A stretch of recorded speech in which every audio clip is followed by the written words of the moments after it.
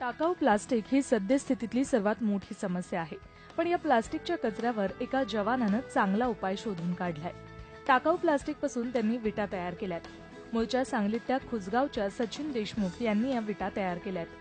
2008 पासून सचिन यावर काम करत होते, पण सुरुवातीला त्यांच्या या संशोधनाला फारसा प्रतिसाद मिळाला नाही. मग सचिन यांनी विटा बनवण्यासाठी स्वतःच मशीन तयार करण्याचा निर्णय घेतला. यात त्यांना आर्थिक मदत दिली कर्नल E.C. कुलकर्णी आणि कर्नल करण धवन यांनी. वर्षभराच्या प्रयत्नांती बेस्ट प्लास्टिक प्रोडक्ट मशीन तयार झालं. सचिन यांनी पेटंटसाठीही नोंदणी केली आहे. मशीनसाठी अवघा 20,000चा खर्च आला. 15 बाय 6 इंचाचे ब्लॉक बनवण्यासाठी सुमारे 2 किलो प्लास्टिक कचरा आवश्यक असतो. 150 अंश सेल्सिअसला त्याचं हायड्रोलिक मशीनद्वारे मोल्डिंग केलं जातं. मोठ्या प्रमाणावर प्लास्टिक एकत्रित झाल्यामुळे या ब्लॉकची मजबूती 20 न्यूटॉन इतकी आहे.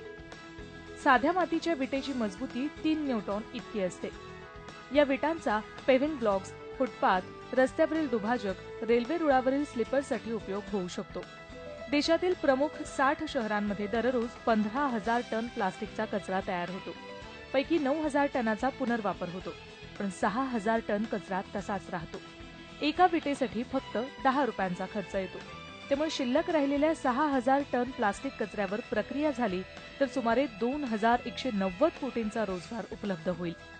ही वीट 10 टनापर्यंत दाब सहन करू शकते. या विटांची स्ट्रेंथ 24.16 न्यूटॉन पर mm² इतकी आहे. जयसिंगपूरच्या जे मगदूम अभियांत्रिकी महाविद्यालयातून सचिन यांनी या विटांची चाचणी करून घेतली आहे.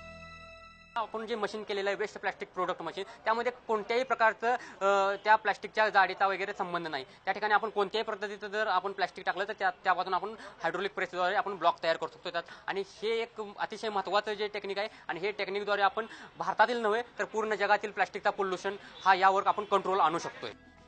प्रयोग पाहिल्यानंतर सांगलीच्या आयुक्तांनी पालिका हद्दीतल्या वेस्ट प्लास्टिकपासून फुटपाथ आणि आयलँड बनवण्यासाठी सर्वतोपरी सहकार्य करू असं आश्वासन दिलंय.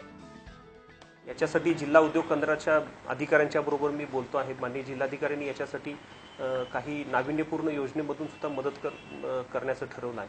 आणि नक्की आम्ही ह्या सैनिकाला आणि ह्या नाविन्यपूर्ण उपयोग आणि त्याचं जे काही ज्ञान आहे ते समाजासाठी कसं उपयोगात येऊ शकतं ह्या हेतूनं महानगरपालिका ह्याला नक्की मदत करेल. देशाचं रक्षण करत असताना सामाजिक बांधिलकी, पर्यावरणाचं रक्षण या साऱ्याच गोष्टींचा सचिन विचार करत असतात. त्यामुळे सचिन यांचं संशोधन नक्कीच आदर्शवत असंच म्हणावं लागेल. सांगलीहून रवींद्र कांबळेसह bureau report, Zee media, Mumbai.